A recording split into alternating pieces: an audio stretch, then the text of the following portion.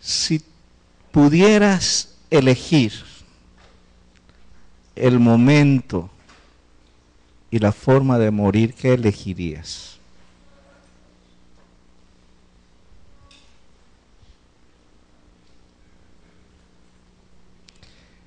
Ignoro si las personas que son sentenciadas a muerte tengan opción de elección en esos momentos. Creo que ninguno de los que estamos aquí podremos elegir cuándo y cómo morir. Hasta donde mi entendimiento alcanza y puedo recordar, una sola persona en la historia ha tenido esa opción: Jesús de Nazaret. Si es cierto que no podemos elegir el momento y la forma de morir, sí es posible para nosotros decidir, al igual que Jesús, someternos o no a la voluntad de Dios. Voy a invitarles a abrir sus Biblias a Lucas capítulo 22. Lucas capítulo 22. Verso 42. ¿Están conmigo, hermanos? Podemos leer todos juntos Lucas 22, verso 42. Dice la palabra del Señor, diciendo: Padre, si quieres, pasa de mí esta copa, pero no se haga mi voluntad, sino la tuya.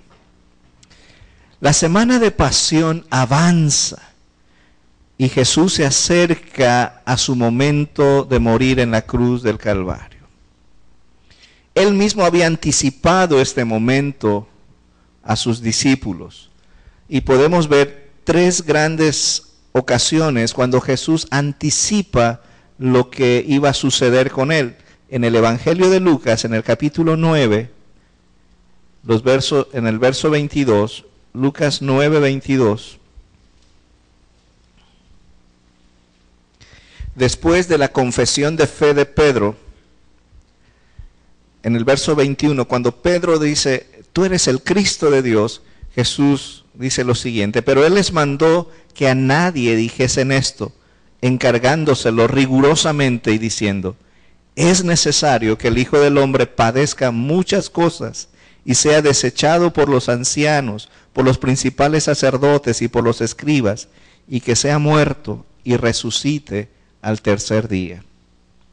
Más adelante, en el verso 43 y 45, nuevamente Jesús predice su muerte. ¿Sí? Estamos versos 43. Y maravillándose todos de todas las cosas que hacía, dijo a sus discípulos: haced que os penetren bien en los oídos estas palabras, porque acontecerá que el Hijo del Hombre será entregado en manos de hombres. Mas ellos no entendían estas palabras, pues les estaban veladas para que no las entendiesen, y temían preguntarle sobre estas palabras. Y más adelante, en el capítulo 18, tenemos la tercera ocasión cuando Jesús anticipa su muerte. Lucas 18, versos 31 al 33. Tomando Jesús a los 12 les dijo: he aquí subimos a Jerusalén, y se cumplirá todas las cosas escritas por los profetas acerca del Hijo del Hombre, pues será entregado a los gentiles, y será escarnecido, y afrentado, y escupido, y después que le hayan azotado, le matarán, mas al tercer día resucitará. Estos pasajes son los que se conocen como los anuncios de la pasión. Son tres. Pueden hallarlos tanto en Mateo como en Marcos y Lucas. ¿Cómo se les conoce? Anuncios de la pasión, donde Jesús anticipa su muerte. ¿Sí? Bien, entonces, conforme la semana de pasión avanza, los eventos que Jesús había predicho se están mostrando en la vida de sus discípulos y de él mismo. Aquí en Lucas 22, si ustedes observan, podemos ver parte de esos días de la semana de pasión. En el capítulo 20 y 21 encontramos lo que sucedió el lunes y el martes. En el capítulo 20 y 21 relatan los días lunes y martes. Los del miércoles están narrados en el capítulo 22, versos 1 al 6. Y los eventos del jueves a partir del verso 7. Así que cuando leemos aquí en en Lucas 22, estamos hablando del ¿qué día? Del día jueves, lo que sucedió el día jueves. Después de instituir la Santa Cena, Jesús se dirige con sus discípulos al Monte de los Olivos. Y allí en el monte había un área conocida como el Jardín de Getsemaní. Getsemaní literalmente significa prensa de aceite. Muy posiblemente había algún lugar donde preparaban el aceite del fruto de los olivos. Y según nos dice Lucas 22:39, si están conmigo, dice, y saliendo se fue como solía al monte de los olivos, y sus discípulos también le siguieron. Como que era un lugar muy habitual al cual Jesús acudía con sus discípulos. Y esto fue un dato significativo porque otra persona, ¿verdad? Una persona del grupo discipular sabía a dónde Jesús acudía. Y en Juan, en el capítulo 18, los versos 1 y 2, vemos cómo Judas usa esta información. Habiendo dicho Jesús estas cosas, salió con sus discípulos al otro lado del torrente de Cedrón, donde había un huerto, en el cual entró con sus discípulos. Y también Judas, el que le entregaba, conocía aquel lugar, porque muchas veces Jesús se había reunido allí con sus discípulos. Así que Jesús va al Getsemaní y allí libra la última gran tentación en su ministerio. Hay muchos teólogos que creen que la redención, la lucha por la redención, más que ser conquistada en la cruz, se conquista en el Getsemaní. Porque allí Jesús lucha en su ser sobre si se somete o no a hacer la voluntad de Dios. Bien, ¿qué aprendemos de esto? Estamos en estos días preparándonos para ir con Él a la cruz y celebrar su pasión. ¿Qué podemos aprender de la experiencia de Jesús en Getsemaní? Yo quisiera proponerles esta frase: que crecemos espiritualmente aceptando y trabajando nuestras debilidades. Crecemos espiritualmente aceptando y trabajando nuestras debilidades. Y vamos a ver la primera parte. Crecemos espiritualmente cuando aceptamos nuestras debilidades. Hermanos, nosotros vivimos en una cultura de negación. Muy fácilmente nos gusta negar nuestras propias flaquezas y debilidades.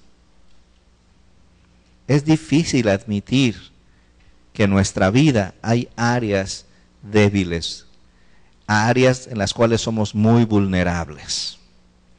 Se nos enseña a vivir, ¿verdad?, siempre en éxito.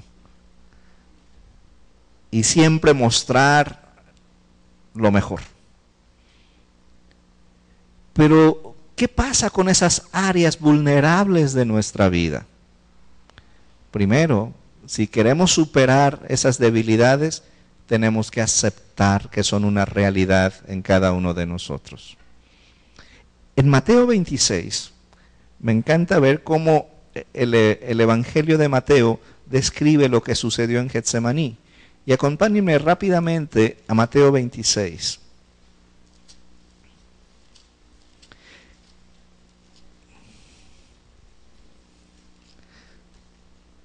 Bien.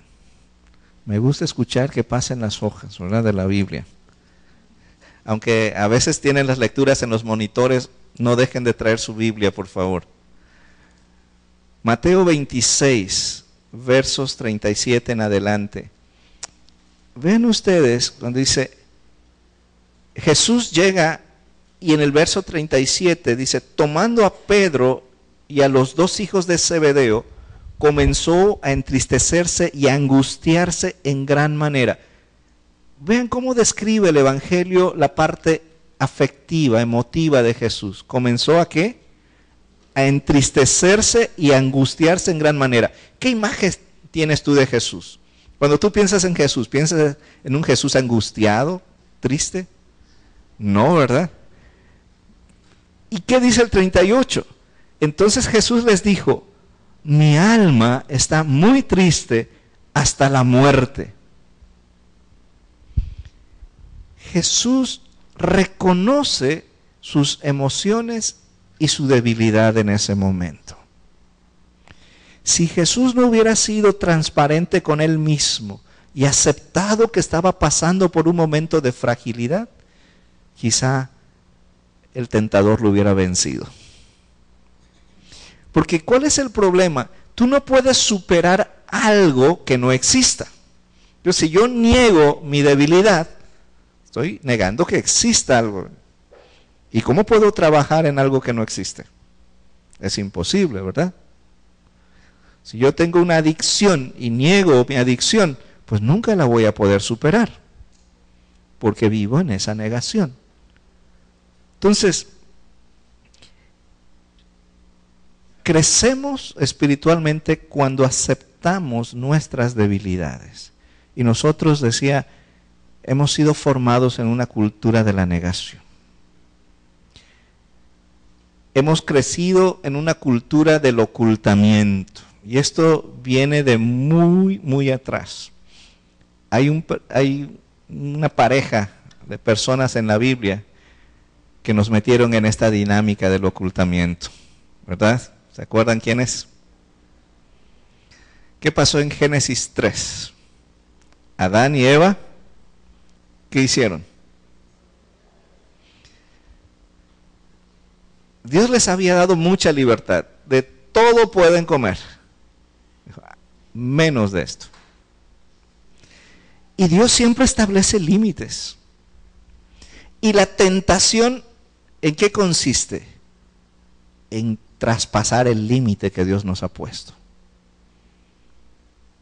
A veces Dios reserva ciertas cosas y la tentación es pasar el límite que Dios nos ha puesto. Y ahí estaban. Traspasan ese límite, comen del fruto prohibido y ¿qué sucede? Se esconden. ¿Se acuerdan? ¿Qué hicieron? Se dan cuenta que están desnudos y se cubren. Se dan cuenta que ya no están en esa armonía con Dios y se ocultan en el huerto. Y Dios va tras ellos y le dice, ¿dónde estás, Adán? Dice, tuve miedo y me escondí porque estaba desnudo. Dice, ¿quién te enseñó que estabas desnudo? Esa dinámica de ocultarnos es parte de esa herencia que desde el Edén viene en nuestra vida. Nuestras debilidades, nuestras flaquezas, las queremos tapar y ocultar. Ahora, ¿cuáles son las áreas de mayor vulnerabilidad en la vida humana? A la luz del pasaje de Génesis 3, yo creo que hay tres grandes áreas de fragilidad de nuestra vida. Tres áreas básicas de debilidad en nosotros. La primera tiene que ver con el área espiritual. Dice el autor de Eclesiastés que Dios nos creó y puso eternidad en nuestro corazón. Pero el pecado, al producir separación entre Dios y nosotros, hace que en nuestra vida haya un sentido de vacío. Algo que no está lleno en nosotros. Y procuramos llenar ese vacío a través de muchas cosas.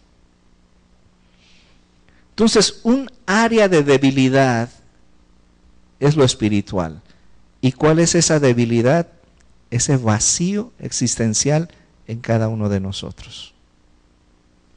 Otra área de debilidad tiene que ver con las relaciones interpersonales. Cuando Dios trata con Adán y Eva, si me acompañan en Génesis 3, por favor. ¿Cómo los había creado Dios? A su imagen y semejanza.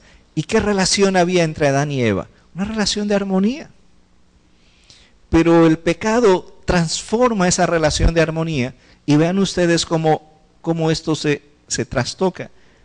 Y estamos en Génesis 3, en el verso 16.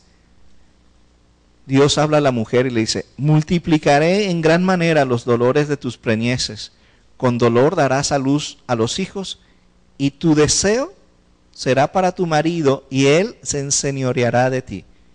¿Y de qué habla esto? Que ya había un conflicto entre el hombre y la mujer. ¿Quién iba a dominar a quién?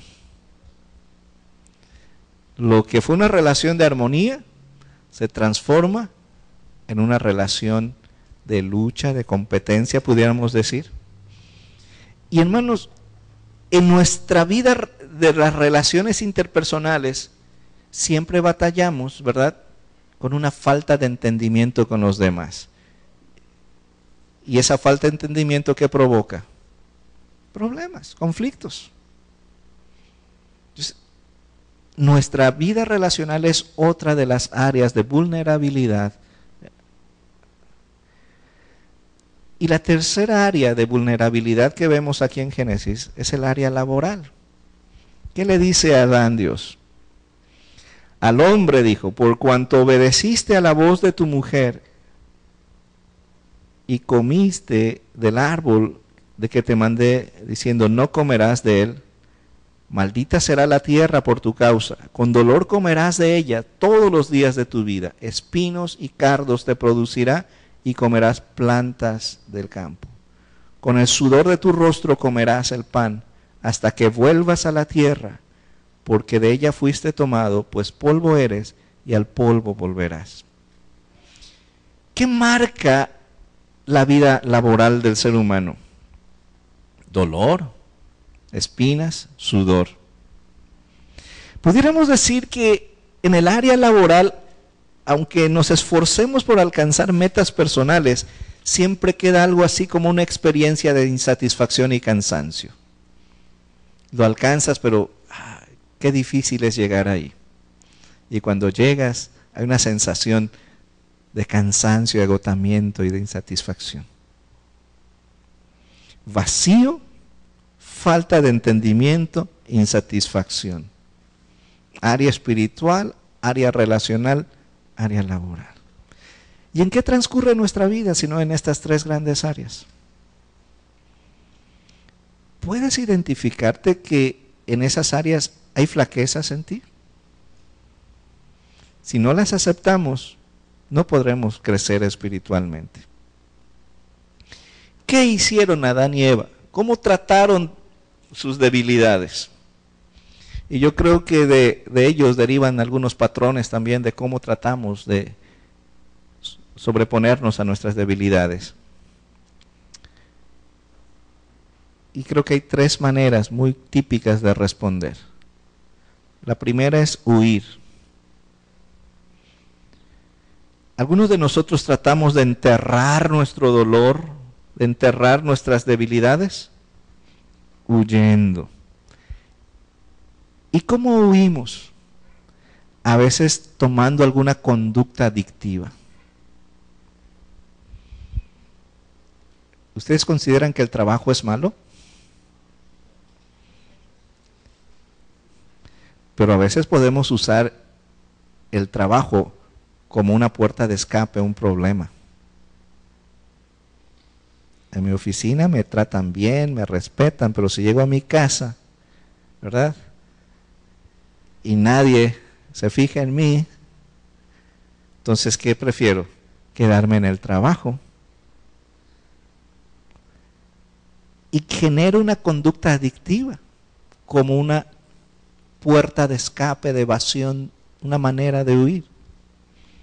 ¿Y cuántas veces adoptamos conductas de escape que se transforman en conductas destructivas en nuestra vida? Otros enfrentan sus debilidades peleando. ¿Y qué pasó con Adán y Eva? Cuando Dios le dice, Adán, ¿qué hiciste?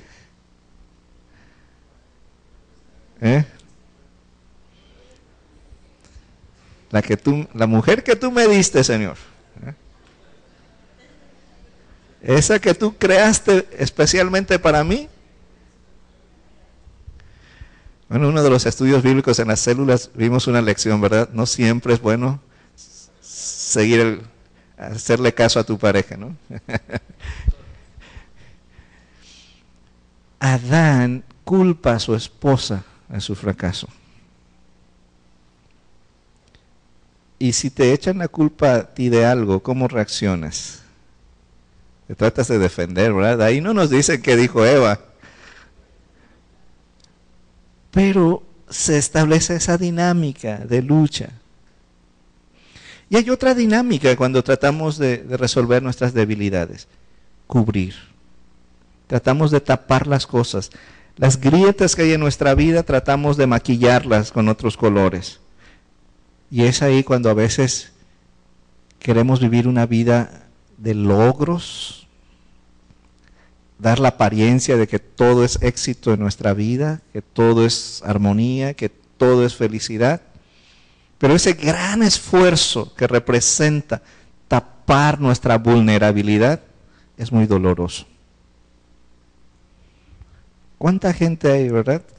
Tú la ves y, wow, yo quisiera ser como él, como ella. Pero toda esa conducta es una conducta deficitaria. Solamente está tratando de suplir algo que es una carencia en su vida. Entonces, ¿cómo podemos crecer espiritualmente? Primero, aceptando que en nuestra vida hay áreas de vulnerabilidad, de debilidad. Y hay tres grandes áreas. En tu vida espiritual hay áreas vulnerables. En tu vida relacional hay conflictos. En tu vida laboral también hay problemas. Bien, vamos a ver entonces, si ya dijimos que crecemos espiritualmente aceptando nuestras debilidades, también dijimos que crecemos espiritualmente trabajando nuestras debilidades. ¿Cómo podemos trabajar esas áreas débiles en nuestra vida? Bien, lo primero es hacer lo que Jesús hizo. Admitir nuestras debilidades. ¿Qué dijo Jesús? Mi alma está triste hasta la muerte. Entonces, si tú no admites esas áreas vulnerables en tu vida, no podrás vencerlas. Lo segundo, no solo admitirlas, sino comprender lo que la situación total implica para tu vida. Miren, acompáñenme por favor y vamos al Evangelio de Mateo. Cuando Jesús dijo, mi alma está muy triste hasta la muerte, y leímos que se angustiaba, es que él comprendía el momento que estaba viviendo. Él tenía una clara conciencia de lo que estaba sucediendo en su entorno. Si tú no tienes una clara conciencia de lo que estás viviendo, difícilmente puedes enfrentarlo con honestidad. Y vean cómo Jesús comprendía claramente la situación que implicaba ese momento de su vida. En Mateo 26, 21. ¿Alguien me ayuda leyéndolo en voz alta? Mateo 26, 21.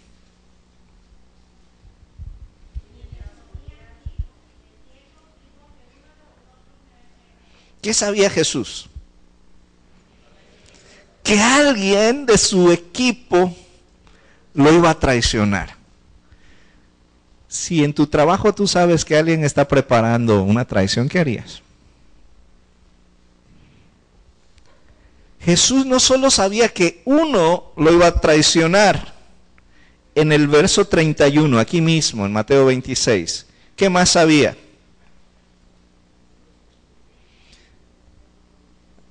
¿Alguien? O sea, ¿ayuda?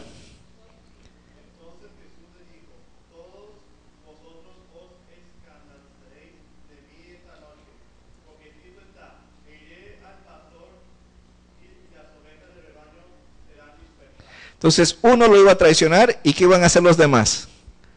Lo iban a abandonar, lo iban a dejar solo. Él estaba consciente de lo que iba a pasar. Y no solo iba a ser traicionado, abandonado, sino cuando vamos al capítulo 26, versos 1 y 2. ¿Alguien lee, por favor?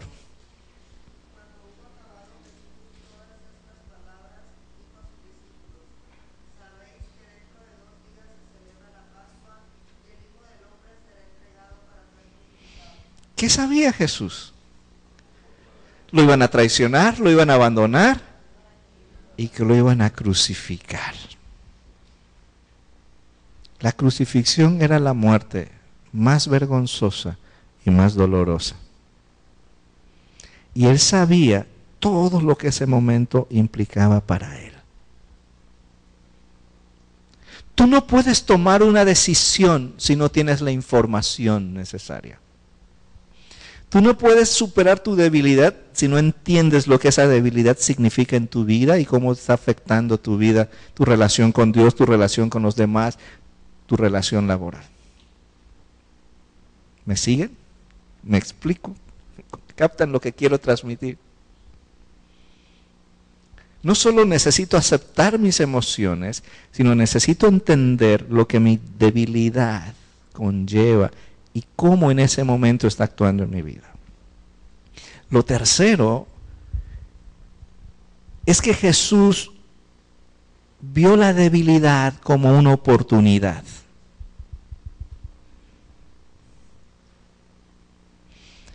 ¿Y qué dice el verso 42? Estamos en Lucas 22, ¿verdad? Padres, no como yo quiero, sino como tú. Allí estuvo. Ese fue el momento decisivo de Jesús. ¿Sí? El momento crítico donde Él se somete y rinde a la voluntad de su Padre. Y tenemos que ver nuestras debilidades como oportunidades. Oportunidades de ser perfeccionados, oportunidades de ser fortalecidos. El autor de Hebreos dice que Jesús, por lo que padeció, aprendió ¿qué? La obediencia. Y cuando yo leo ese versículo, eso me golpea en la mente. Jesús tuvo que aprender a obedecer a Dios. ¿No saben qué liberador es para mí leer eso? Porque si lucho en poder obedecer a Dios, como digo, Jesús, mi maestro, también luchó por rendirse y someterse a la voluntad del Padre. ¿Y qué dice Pablo de sus experiencias? Pablo fue un hombre que tuvo experiencias muy singulares. Pues Jesús se le apareció en el camino a Damasco, ¿no? ¿A ustedes les gustaría ver a Jesús así? Que no haya dudas. Y no solo tuvo esa visión con el Cristo resucitado, tuvo muchas experiencias tremendas con Dios. Pero dice Pablo que él no se gozaba en esas experiencias magníficas, sino que él se gozaba en sus debilidades, porque había entendido un secreto, que al verse débil podía ser fortalecido por Dios.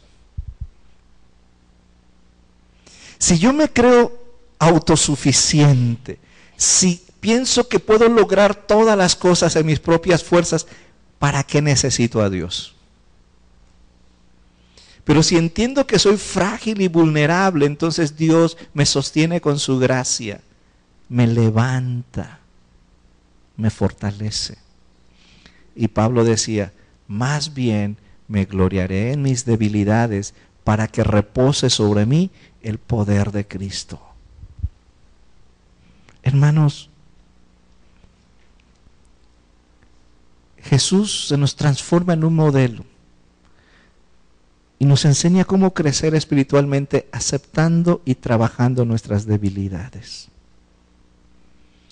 Y trabajamos nuestras debilidades cuando las admitimos, cuando comprendemos lo que la situación implica, viendo las debilidades como oportunidad. Finalmente, aprendemos que Jesús se fortaleció en Dios. en medio de su debilidad, Él se fortaleció en Dios. ¿Y cómo se fortaleció en Dios? Creo que hay tres cosas aquí por medio de las cuales Jesús se fortaleció. Lo primero es que Él derramó su corazón delante de Dios. Vean ustedes en Lucas, por favor, acompáñenme nuevamente, porque hay unas frases aquí que son realmente impactantes, muy fuertes emocionalmente. Lucas capítulo 22, en el verso 44. Y estando que en agonía oraba más intensamente, y era su sudor como grandes gotas de sangre que caían hasta la tierra. Oraba más intensamente, estando en agonía. Jesús derramó su corazón delante de Dios. ¿Puedes tú derramar tu corazón delante de Dios? ¿O todavía hay mucho orgullo en cada uno de nosotros que ni eso podemos hacer? Aceptas tu limitación y dices, Señor, si tú no obras, yo estoy perdido. Jesús derramó su corazón ante Dios. Lo segundo, Él rindió su voluntad ante Dios. Y fue el versículo del que partimos este día, ¿verdad? Padre, si quieres, pasa de mí esta copa, pero no se haga mi voluntad, sino la tuya. Y algo hermoso en la narrativa de Lucas. Si ustedes van a Lucas 11, marquen el 22, no lo pierdan. Lucas 11, vean ustedes esto, hermanos. Porque estas son las respuestas dentro del Evangelio a muchas cosas. ¿Están conmigo? En Lucas 11 dice, aconteció que estaba Jesús orando en un lugar, y cuando terminó, uno de sus discípulos le dijo, Señor, enséñanos a orar, como también Juan enseñó a sus discípulos. Y les dijo, cuando oréis, decid, Padre nuestro que estás en los cielos, santificado sea tu nombre, venga tu reino, hágase tu voluntad como en el cielo, así también en la tierra. Lo que Jesús le enseñó a sus discípulos, lo estaba aplicando en su propia vida. Hágase tu voluntad.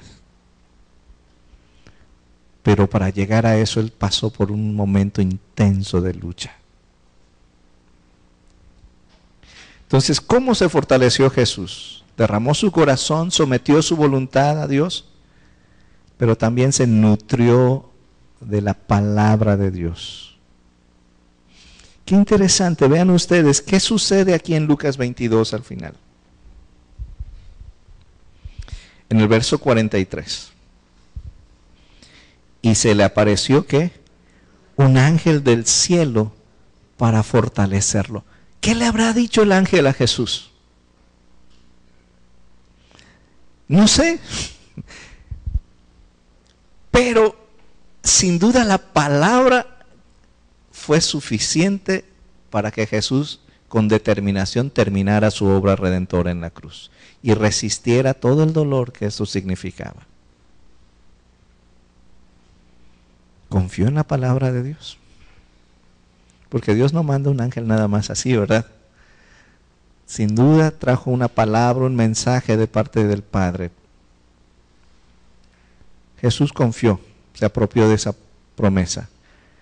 Pablo, cuando le dice en Corintios, 2 Corintios 12, dice que él tenía un aguijón en su carne respecto al cual 3 veces había pedido a Dios que se lo quitara. Y Dios le dice, Pablo, bástate mi gracia. Y esa palabra de Dios fue suficiente para Pablo. Y Pablo descansó en la gracia de Dios. Así que, ¿cómo podemos fortalecernos? Derramando nuestro corazón delante de Dios, rindiendo nuestra voluntad a Dios y nutriendo nuestra vida con la palabra de Dios. Hermanos, nos estamos preparando para caminar con Cristo hacia la cruz, en el camino para cumplir el propósito y la misión de Dios. Enfrentamos en ese camino luchas internas y tentaciones externas, pero en ambos casos podemos vencer. Jesús tuvo un momento decisivo. Una sola decisión puede tener el potencial de marcar nuestras vidas, sea para bien o para mal. Hoy, para cada uno de nosotros, es un momento decisivo. Seguiremos el ejemplo de Jesús y le diremos: Padre, no se haga mi voluntad, sino la tuya. Que el Señor nos bendiga. Puestos de pie.